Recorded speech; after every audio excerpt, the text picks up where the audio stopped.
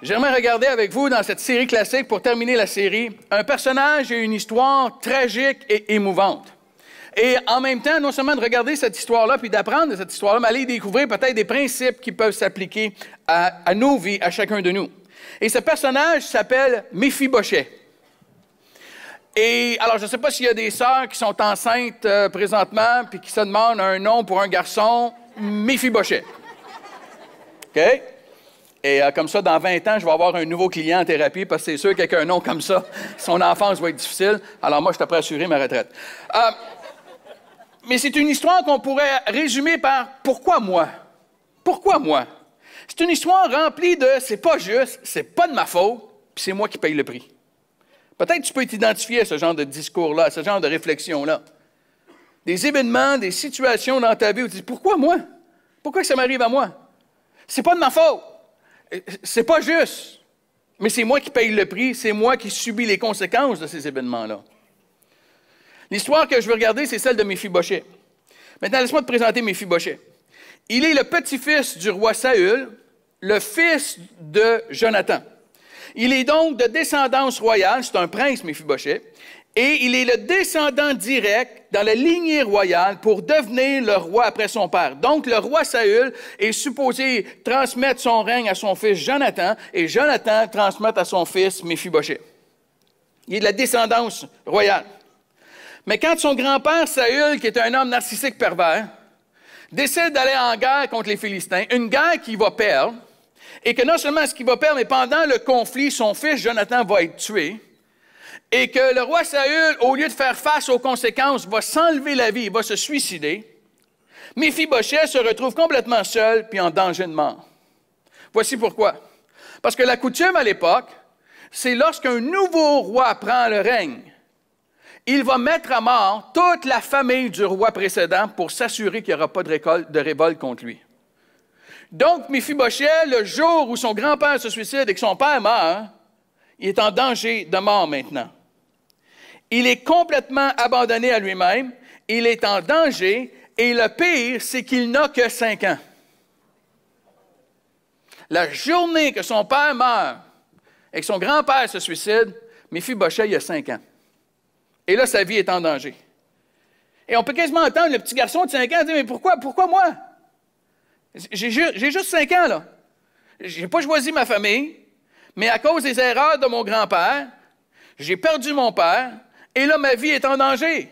C'est pas juste. C'est pas de ma faute. » Et ceci explique dans 2 Samuel 4:4 la scène qui va prendre place. Jonathan, fils de Saül, avait eu un fils infirme des pieds. Il était âgé de 5 ans lorsqu'arriva de Jizréel la nouvelle de la mort de Saül et de Jonathan. Sa nourrice l'avait pris pour s'enfuir. Dans la précipitation, il tomba et resta boiteux. Son nom était Méphibosheth. Dans le choc et dans la crise de la mort du roi et du père de Méphibosheth, la nourrice de Méphibosheth, elle sait très bien la coutume, elle sait que le petit est en danger, et pour bien faire, elle veut partir en fuite pour protéger le petit. Mais en partant tellement rapidement, elle l'échappe. Et elle échappe le petit garçon de telle sorte que ses pieds et ses chevilles vont être brisés. Ce qui va l'amener à être un handicapé pour le reste de ses jours. Il va être boiteux pour le reste de ses jours. Handicapé des 2 pieds. Et là, tu peux quasiment dire, mais pourquoi moi? Non seulement est-ce que mon père, mon grand-père, là, je suis en danger de mort, mais là, je suis handicapé en plus. Parce que la nourrice m'a échappé. C'est pas juste. C'est pas de ma faute. Et là, pour le protéger, on l'amène dans une région éloignée, une région complètement inconnue. Et la région s'appelle l'Eau-de-Bar. En québécois, de l'Eau-de-Bar. Petit village dans le fond du Québec. Ils l'ont emmené de l'Eau-de-Bar. On l'amène de l'Eau-de-Bar. Le mot l'Eau-de-Bar veut dire le lieu sans pain. Certains l'ont traduit par une prison sans promesse, que le mot veut dire. C'est une région qui est désertique, c'est une région qui est dans la désolation, c'est une région qui est dans la famine. Et tu dis, pourquoi moi? J'étais dans les palais royaux, là. J'étais dans le palais royal, et là, je me retrouve dans un lieu de désolation. C'est pas juste, c'est pas de ma faute. Et toute sa vie, il va être dans la peur constante, la peur qu'on le trouve et qu'on le tue, parce qu'il a descendance royale. Il est dans la peur de mourir toute sa vie. Pourquoi moi? Pourquoi je ne pouvais pas avoir une vie normale comme tout le monde? C'est pas juste. C'est pas de ma faute. Je n'ai pas choisi la famille dans laquelle je suis venu au monde. Je n'ai pas choisi l'absence de mon père, la perte de mon père. Je n'ai pas choisi d'être échappé, puis là, aujourd'hui, je suis handicapé à cause de ça. Je n'ai pas choisi le lieu où j'habite. Et je n'ai pas choisi de vivre dans la peur constante qu'on va me trouver et qu'on va me tuer. C'est pas juste, c'est pas de ma faute, mais c'est moi qui paye le prix. Et un jour, il y a un serviteur qui arrive à la porte de Méphibosheth et qui frappe. Méphibosheth, oui, le roi veut te voir. Et là, le serviteur Tsiba qui dit à Méphibosheth, Méphibosheth, le roi veut te voir. Et là, Méphibosheth, il se dit, ah, ça y est, c'est fini. OK, c'est ça. Le jour que j'ai eu tellement peur qui était pour arriver, ben c'est aujourd'hui, le roi me cherche. C'est la fin, c'est fini. Mais laisse-moi te montrer un petit peu ce qui se passe de l'autre côté de l'histoire à propos justement du roi David qui est à la recherche de Méphibosheth. Dans 2 Samuel 9, les versets 1 à 5, on lit ceci, les versets vont apparaître sur l'écran. David dit, « Reste-t-il encore quelqu'un de la famille de Saül pour que juge de bienveillance envers lui à cause de Jonathan? Il y avait un serviteur de la maison de Saül nommé Tsiba, que l'on fit venir auprès de David. Et le roi lui dit, « Es-tu Tsiba? » Il répondit, « Je le suis, moi ton serviteur. » Le roi dit, « N'y a-t-il plus personne de la famille de Saül pour que juge envers lui de la bienveillance de Dieu? » Et Tsiba répondit au roi, « Il y a encore un fils de Jonathan perclus des pieds. » Et le roi lui dit, « Où est-il? » Et Tsiba répondit au roi, « Il est dans la maison de Makir, fils d'Amniel, à Lo-debar. » Et le roi David l'envoya chercher dans la maison de Makir, fils d'Amniel, à Lo-debar. Alors que le calme est revenu dans le royaume, pendant des années, il y a eu des guerres avec les clans ennemis, et David réussit sous son règne à ramener la paix dans le pays. C'est un temps de calme. Et là, il se souvient d'une promesse qu'il a faite. Qu'il avait fait une promesse à son ami Jonathan. Et il avait fait une promesse à Jonathan, qui était son ami, qui était le fils de Saül, qui est le père de Méphibosheth. Et la promesse a été faite parce que Jonathan avait littéralement sauvé la vie de David. Quand le père de Jonathan était rendu complètement dans des états de folie et qui voulait tuer David, c'est Jonathan qui a dit à David, « Sauve-toi, mon père veut te tuer. » Et il a sauvé la vie de David. Et la raison pourquoi Jonathan a fait ça, c'est que Jonathan avait réalisé dans son cœur, il avait réalisé dans la présence de Dieu, que bien qu'humainement parlant, c'est lui qui est supposé devenir le prochain roi, Dieu avait choisi David pour être le prochain roi et non pas lui. Et on voit l'humilité, le cœur de Jonathan dans ça. Il avait accepté ce que Dieu avait décidé, que c'est David qui était pour être le prochain roi. Et pour cela, il sauve la vie de David. Et là, David va lui faire la promesse. Et la promesse a été, contrairement à la coutume, je te promets que quand je deviendrai roi, je ne tuerai pas ta famille. Au contraire, je vais prendre soin de ta famille. Je vais les faire comme ils étaient les miens. Je vais prendre soin de ta famille. Donc, David demande, est-ce qu'il reste encore un descendant de Jonathan dans le royaume? Il en reste encore un. Et il y a un serviteur, Tsiba, qui dit au roi, oui, il y en a un, mais il est handicapé. Il est perclus des pieds, c'est un boiteux. Ça ne fittera pas vraiment dans le décor du palais royal, là, tu comprends? Hein? Il va arriver tout croche, puis dans le palais royal, tout est beau. Tout est... En plus, il est loin. Il est vraiment loin, là, tu sais, il est de l'autre bord.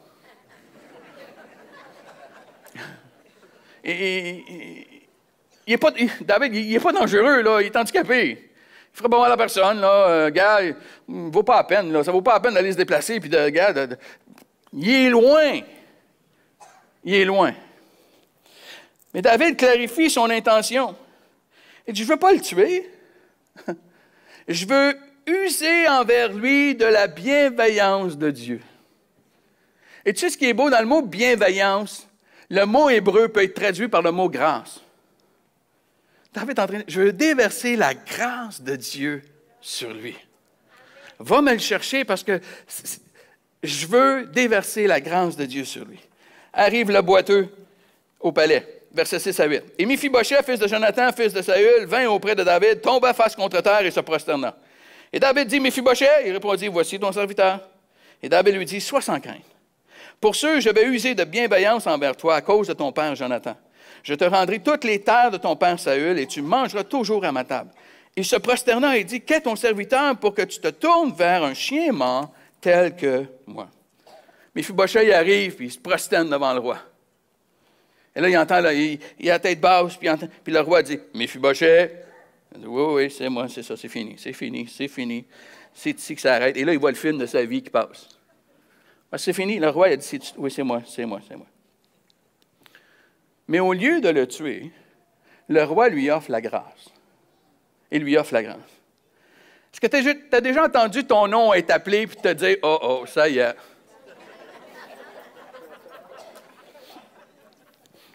Je me souviens d'une soirée, quand j'étais petit, j'étais chez une de nos tantes, puis toute la famille était dans la cuisine, et puis tout le monde parlait, puis les adultes sont tous là. Puis j'ai un cousin qui a à peu près mon âge.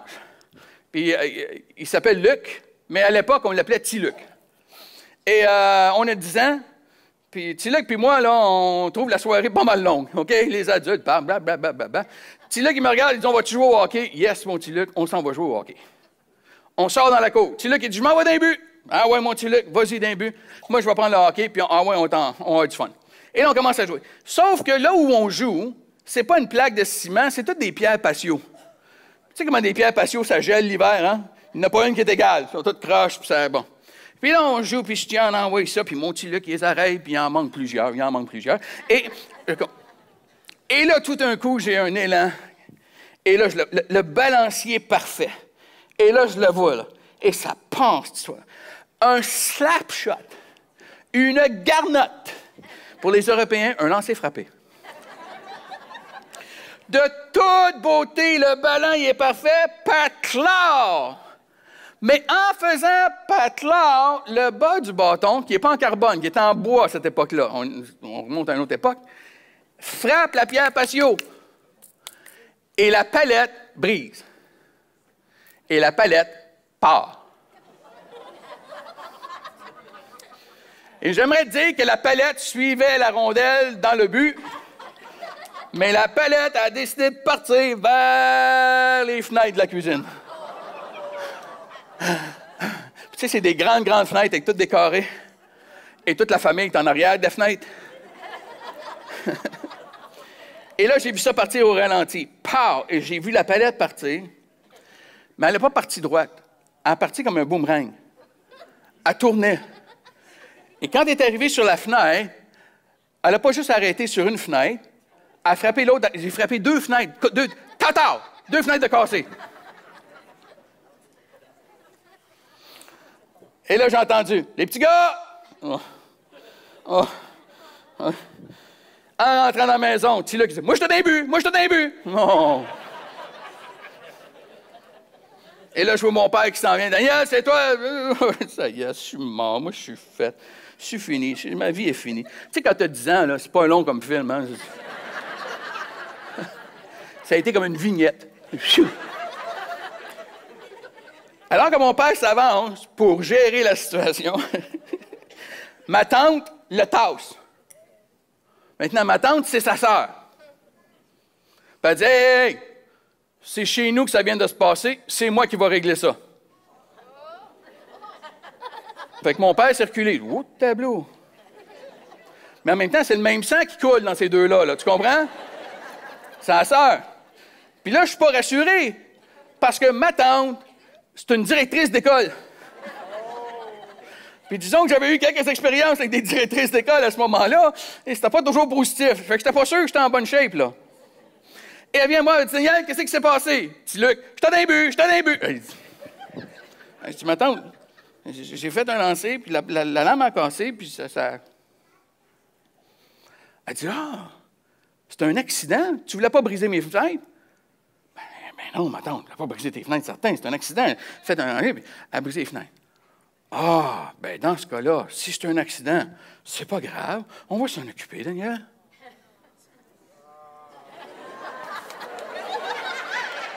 Je vais vivre. Je pensais que c'était la fin. Mais j'ai reçu la grâce. Tu vois, Méphibosheth, c'est ce qui arrive. Méphibosheth, oui, il s'attend à la mort. Il reçoit la grâce.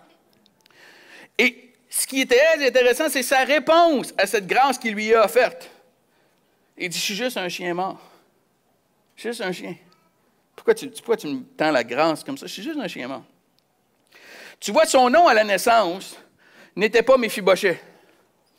Alors, pour ceux qui étudient la parole, qui veulent être clairs, qui veulent être certains, 1 Chronique 8, 34 est ma source. Mais le nom de Méphibosheth à sa naissance, c'était Mérib-Baal. Et Mérib-Baal veut dire l'exterminateur, l'opposant de Baal. Et quand on lui a donné ce nom-là, on a comme prophétisé sur lui, tu vas être l'exterminateur des faux dieux en Israël. Tu vas être un guerrier, tu vas aller vaincre les fausses influences, les faux dieux en Israël. C'est ce qu'on est en train de lui dire.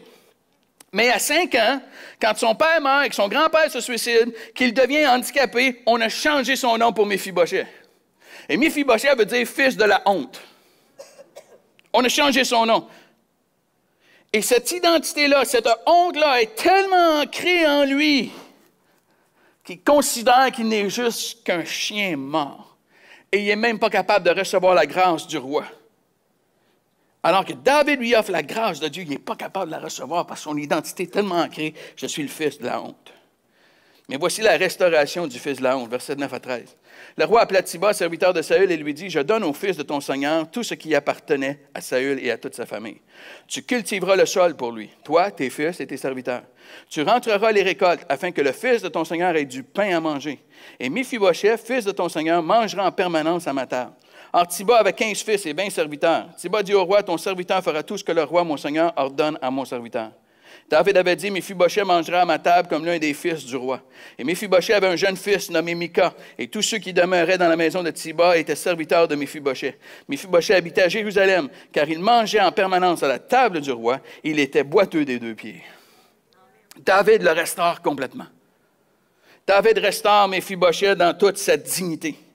Il aime Méphibosheth au-delà de son handicap.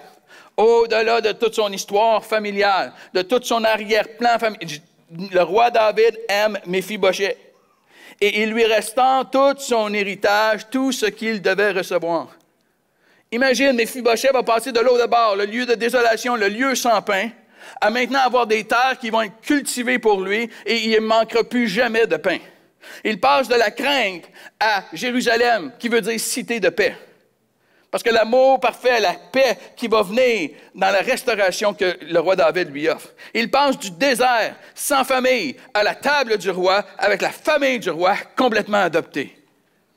Il a maintenant sa place. Le fils de la honte retrouve toute sa dignité et sa valeur. Parce que le roi David lui a démontré la grâce de Dieu. Et non seulement à lui, mais à sa descendance. Parce que tu as vu qu'il s'était dit, Méphibosheth avait un fils, Mika. Et David dit, je vais démontrer la grâce pour toi, mais ça va avoir un impact sur toute ta descendance, sur toute ta famille, Méphibosheth. J'aimerais te dire ce matin qu'il y a un roi qui est à ta recherche. Parce que peut-être tu peux très bien t'identifier à l'histoire de Méphibosheth. Peut-être tu peux très bien comprendre les sentiments de l'histoire qui sont là. Peut-être toi aussi tu as le sentiment, pourquoi moi?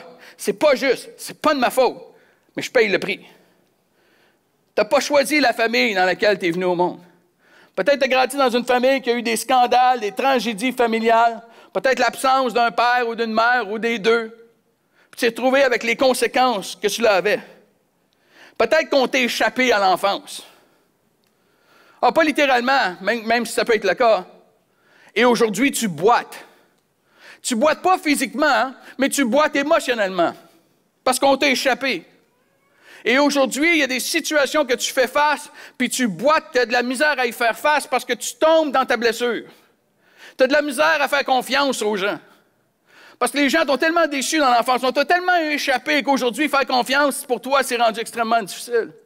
Peut-être que c'est extrêmement difficile pour toi d'être vulnérable, d'être ouvert à un autre, de te rendre vulnérable, de te rendre en communion avec quelqu'un d'autre. Pourquoi? Parce qu'on t'a brisé, on t'a fait mal à la même place à tellement de fois que là, tu veux te fermer puis tu ne veux plus être en relation d'être vulnérable. Peut-être que tu vois toujours le négatif dans toutes les situations parce que dans ton enfant, peut-être à cause de l'alcool, peut-être à cause de toxicomanie, peut-être à cause des situations de ta famille, constamment, l'histoire finissait mal. Et aujourd'hui, tu boites. Tu boites émotionnellement. Parce qu'on t'a échappé comme enfant. Peut-être que tu en as vécu le jugement puis la moquerie à cause de cela. Mais chose certaine, on boite tous. À cause de la chute d'Adam, on a tous été échappés. Et on boite tous des 2 pieds. Et pour moi, les 2 pieds, c'est un pied, le désir, l'autre pied, c'est l'action. Et on en souffre tous, on boite tous. On désire des choses, mais on fait autre chose. On ne désire pas certaines choses, puis on fait ces choses-là. Je sais que je ne suis pas tout seul comme ça. L'apôtre Paul l'a vécu comme ceci dans Romains 7. Je ne fais pas le bien que je veux, mais je pratique le mal que je ne veux pas. Si je fais ce que je ne veux pas, c'est plus moi qui l'accomplis, mais le péché qui habite en moi. Je trouve donc cette loi pour moi qui veut faire le bien, mais le mal est présent à côté de moi. Car je prends plaisir à la loi de Dieu. J'aime Dieu, mais dans mon fort intérieur. Mais je vois dans mes membres une autre loi qui lutte contre la loi de mon intelligence et qui me rend captif de la loi du péché qui est dans mes membres. Malheureux que je suis, qui me délivrera de ce corps de mort? Paul est en train de nous dire, je boite. Les choses que je veux faire, je ne les fais pas. Les choses que je ne veux pas faire, c'est celles que je fais. Je boite parce qu'on m'a échappé. On m'a échappé. Et on en subit les conséquences. On en subit les effets. Et peut-être que le résultat dans ta vie, c'est de te retrouver à l'eau de bord. De te retrouver dans un lieu sans pain, sans nourriture, où c'est la famine. Peut-être comme l'autre expression, d'être dans un lieu de prison sans promesse. Un lieu où tu es pris dans une captivité, là où tu es rendu, dans la désolation, dans tes liens familiaux, dans tes relations, dans ta vie, dans ton travail, dans tes études. Il y a quelque chose en dedans de toi qui te dit, c'est pas ça que je voulais pour ma vie. Mais on m'a échappé. C'est pas de ma faute. J'ai pas choisi ce que j'ai vécu. Tu es pris dans des dépendances, puis tu boites parce que tu veux arrêter tes dépendances. Semaine après semaine, tu te prends une décision, OK, là j'arrête, puis tu rechutes encore, puis tu boites. Parce que tes douleurs sont tellement grandes en toi que tu ne sais pas comment les engourdir autrement. Tu vis dans la peur, tu vis dans l'angoisse constante. Tu es dans la peur de mourir. Plein de gens sont pris avec la peur de mourir, mais j'aimerais vous dire qu'il y a plein de gens qui sont pris avec la peur de vivre. Ils sont dans l'anxiété, ils sont dans l'angoisse. Ils ont peur même de la vie. Puis il y a un cri en dedans de nous qui dit, c'est pas juste, c'est pas de ma faute. Et plus encore, la honte t'envahit. Tout ce qu'on te dit, tout ce qu'on te fait. Et tu en viens à croire, je suis juste un chien mort. Je ne vaux pas la peine. Je ne mérite rien. Tu vois, la différence entre la honte et la culpabilité, c'est que la culpabilité, c'est que j'ai commis une erreur, j'ai fait une erreur. La honte, c'est de croire que je suis une erreur. On est tous coupables. On a tous commis des erreurs. Mais ce n'est pas vrai qu'on ait des erreurs.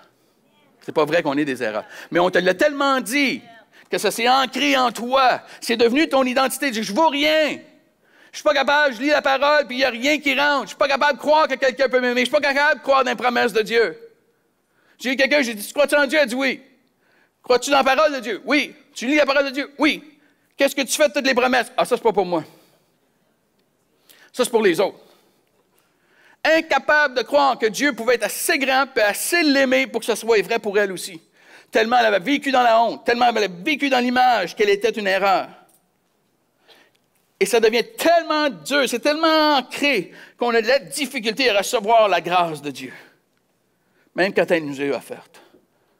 On a de la difficulté à croire que quelqu'un peut nous aimer. Parce qu'on a été tellement meurtris. Comment est-ce que tu peux vraiment m'aimer? C'est pas vrai. Je ne te crois pas. Tellement on est frappé. Mais le roi des rois, il est à ta recherche ce matin. Il te cherche. Et il veut déverser sa grâce sur toi. Luc 19, verset 10 dit, « Car le Fils de l'homme est venu chercher et sauver ce qui était perdu. » C'est ça, c'est ce que le Fils de Dieu veut faire. C'est ce que le roi des rois veut faire. Il veut déverser sa grâce sur toi. Peut-être que tu as peur de venir devant lui. Peut-être que tu as peur d'être châtié, tu as peur d'être condamné, mais c'est faux. Il veut déverser sa grâce sur ta vie. 1 Jean 3,1 dit, « Voyez quel amour le Père nous a témoigné pour que nous soyons appelés enfants de Dieu. » Point d'exclamation. Et nous le sommes. Ah, pas le dernier bout. Voyez quel amour, et nous le sommes des enfants de Dieu. Il t'aime au-delà de tes fautes. Il t'aime au-delà de tes handicaps. Il t'aime au-delà de ce que tu es maintenant. Parce qu'il ne voit pas ce que tu es maintenant, il voit ce que tu peux devenir en lui. Il voit toute ta valeur. Et il veut déverser sa grâce sur toi. Tu dis, oui, mais c'est pas ma place à la table du roi. As-tu vu de quoi j'ai l'air? Je ne fit pas. C'est pas ma place. Mais c'est faux. sais pourquoi? Parce que c'est le roi qui décide qui va être à sa table. C'est pas toi. C'est le roi qui décide. Et le roi des rois a décidé qu'il voulait que tu sois à sa table. Il a payé le prix pour que tu sois à sa table. Il a décidé qu'il en serait ainsi, que tu avais l'opportunité de venir à sa table. Il a décidé de t'inviter, de te faire une place, et non seulement de te faire une place à sa table, mais de t'adopter dans sa famille. Pour que tu sois un enfant de Dieu, complètement adopté. Éphésiens 2, le verset 4 à 9, le dit comme ceci. « Mais Dieu est riche en miséricorde, et à cause du grand amour dont il nous a aimés, nous qui étions morts par nos fautes, il nous a rendus à la vie avec le Christ. C'est par grâce que vous êtes sauvés. Il nous a ressuscités ensemble et fait asseoir ensemble dans les lieux célestes en Christ Jésus, afin de montrer dans les siècles à venir la richesse surabondante de sa grâce, par sa bonté envers nous en Christ Jésus. C'est par la grâce, en effet, que vous êtes sauvés, par le moyen de la foi. Et ça ne vient pas de vous, c'est le don de Dieu. Ce n'est point par les œuvres, afin que personne ne se glorifie. » Le roi des rois a choisi de déverser sa grâce sur toi, pour que tu sois un enfant de Dieu pleinement adopté.